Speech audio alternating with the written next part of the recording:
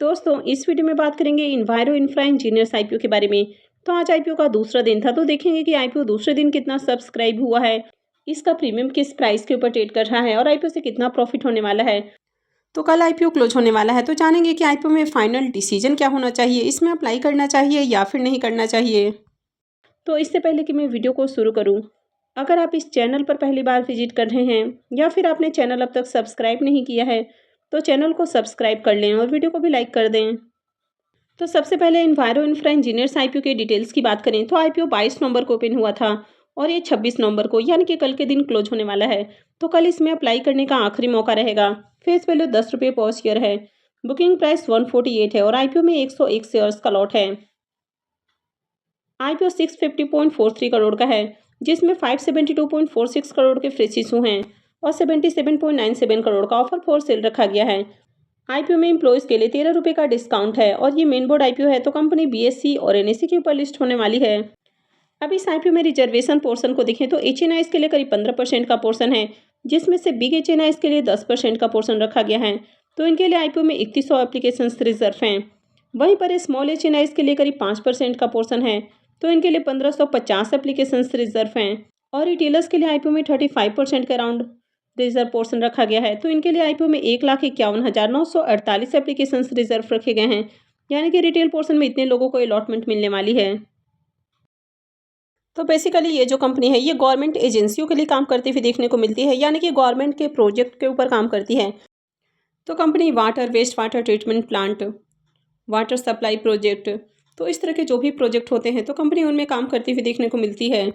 तो बेसिकली जो गवर्नमेंट के टेंडर निकलते हैं तो कंपनी उनमें पार्टिसिपेट करती है और गवर्नमेंट के ही प्रोजेक्ट को पूरा करने का काम करती है। तो कंपनी पीडब्ल्यूडी और म्यूनिसिपल कॉरपोरेशन से रिलेटेड काम करते हुए देखने को मिलती है। तो कंपनी के बिजनेस को देखें तो कंपनी का बिजनेस अच्छा है और इसका ऑर्डर बुक भी शानदार है। 1960 करोड़ से भी ज़्यादा का ऑर्डर बुक देखने को मिल रहा है। कंपनी के फाइनेंशियल को भी देखें तो कंपनी का एसेट और रेवेन्यू आपको कंटिन्यू बढ़ते हुए देखने को मिल रहा है। कंपनी के प्रॉफिट को भी देखें तो फाइनेंशियल 22 में कंपनी जहां 34 करोड़ का प्रॉफिट बना रही है, फाइनेंशियल 23 में बढ़ के 55 करोड़ के अराउंड और फाइनेंशियल 24 में देखें तो 110 करोड़ का हो चुका है। तो फाइनेंशियल 23 के मुकाबले 24 में इसका जो प्रॉफिट है वो ऑलमोस्ट आपको डबल से भी ज़्यादा देखने को मिल रहा है। फाइनेंशियल 25 के एक क्वार्टर में 31 करोड़ के अराउंड कंपनी का प्रॉफिट है। कंपनी के नेटवर्थ को भी देखें तो कंपनी का नेटवर्थ भी ईयर ऑन ईयर इंक्रीज हुआ है।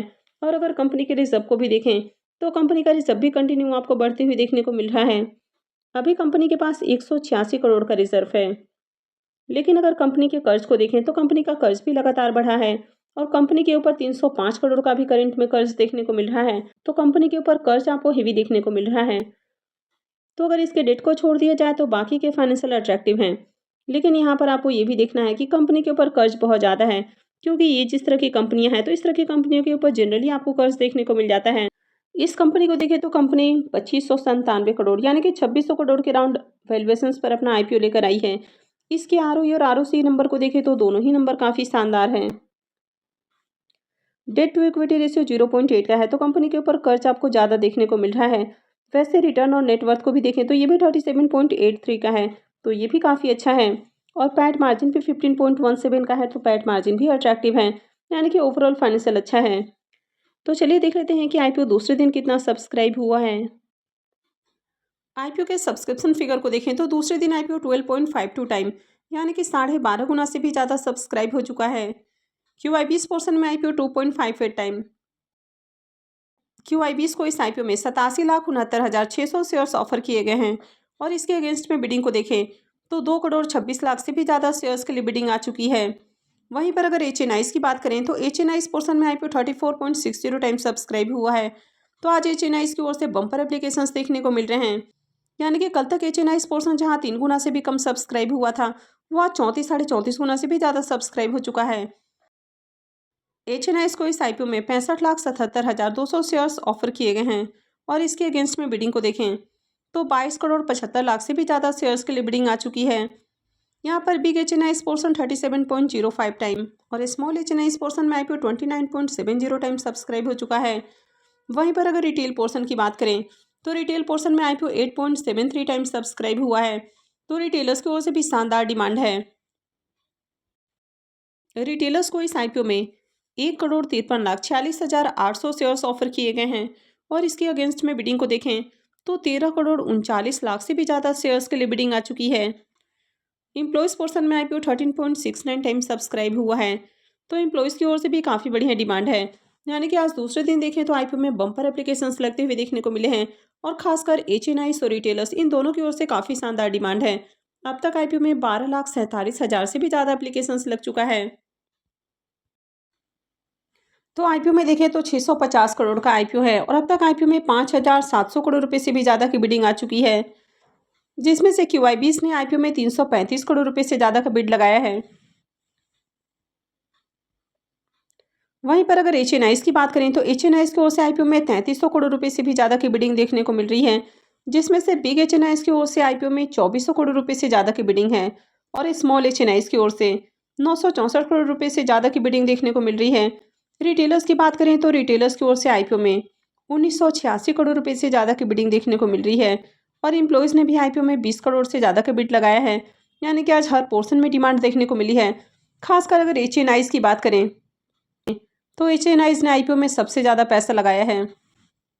वहीं पर अगर रिटेलर्स को भी देखें तो रिटेलर्स भी कहीं से पीछे देखने को नहीं मिल रहे हैं। रिटेलर्स की ओर से भी 1986 करोड़ रुपए से ज़्यादा का बिड अब तक देखने को मिल रहा है।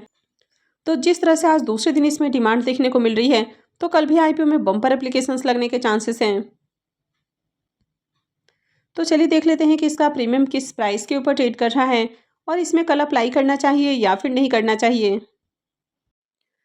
तो इन्वायरो इंफ्रा इंजीनियर्स आईपीओ के प्रीमियम को देखें तो पहले इसका प्रीमियम जहां 52 रुपये के ऊपर ट्रेड कर रहा था, वो अभी 46 रुपये के ऊपर देखने को मिल रहा है। यानी कि मार्केट में तेजी के बावजूद भी ग्रे मार्केट प्रीमियम के अंदर आपको गिरावट देखने को मिल रही है। आईपीओ में 101 शेयर्स का लॉट है और अभी इसका प्रीमियम 46 रुपये के ऊपर ट्रेड कर रहा है।